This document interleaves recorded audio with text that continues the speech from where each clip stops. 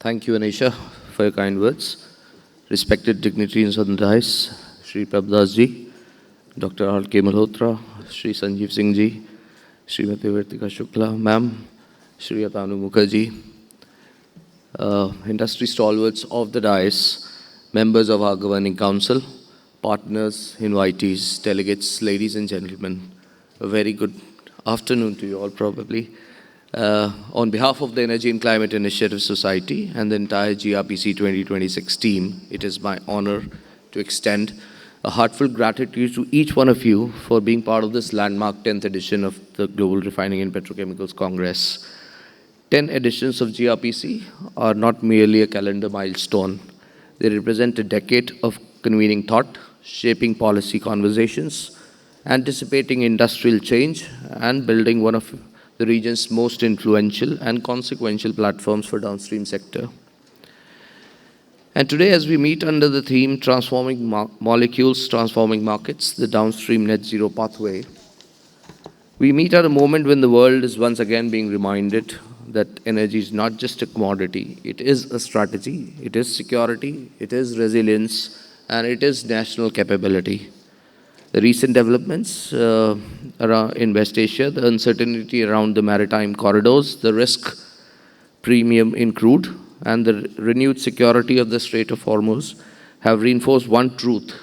The weakest point in the entire energy ecosystem may not lie inside a refinery, but it may lie thousands of miles, nautical miles away, in a narrow waterway, an insurance desk, a freight market, or even a geopolitical flashpoint. But this is where India's response has been both mature and reassuring.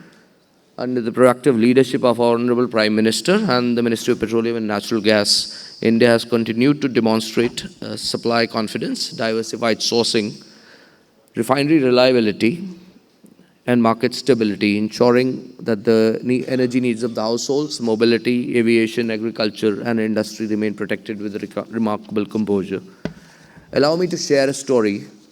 In 1967, when the Suez Canal closed, the world did not merely lose a shipping route. It was forced to redesign the architecture of oil movement.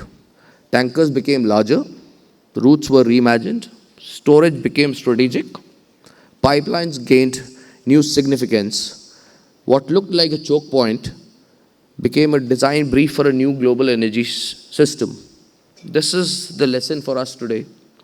The nations and companies that will lead the next decade will not be those who merely survive this disruption. They will be those who design for disruption. In that spirit, allow me to leave 5 brief reflections. Geopolitics first. Geopolitics now a process variable. A refinery can no longer optimize only around crude quality yields. I won't go into details. You all are experts in the downstream sector. Secondary, refining capacity is not just industrial capacity. It is a national shock absorber. Third, the molecule, like all the distinguished speakers said before me, the molecule is becoming more important than the barrel. The future of downstream will increasingly be defined by how intelligently we convert crude, gas, biomass, waste carbon, hydrogen into fuels or chemicals and different materials. Fourth, net zero for India cannot mean deindustrialization. It must mean higher carbon management, productivity, more value per unit of carbon, more growth with lower emissions. Fifth, the ultimate differentiator will remain the human judgment.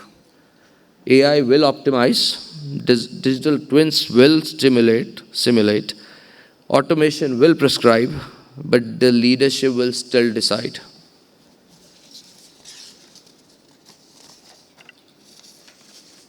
So, ladies and gentlemen, this is precisely what GRPC 2026 has been designed the way it has been, from decarbonization at scale to Catalyst 4.0, from digital downstream to next generation integration, from circular carbon economies to process renaissance, and finally to resilience by design. Each session is not a topic, it's a piece of India's downstream blueprint.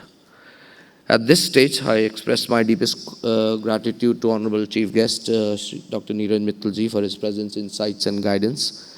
I thank Shri G.C. Chaturvedi ji for his statesmanship and wisdom in driving the Governing Council and this Congress over the years.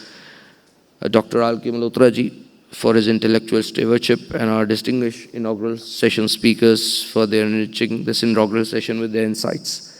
I also thank all my Governing Council members, partners, speakers, exhibitors, sponsors, delegates, media colleagues, and entire NSIS and ITIN teams for making this landmark edition possible. As we begin the next 2 days, let GRPC be remembered not only as a conference of ideas, but a platform of intent. Let us transform molecules into markets, markets into resilience, resilience into national strength, and national strength into India's leadership in the net zero industrial age. Thank you and Jai Hind.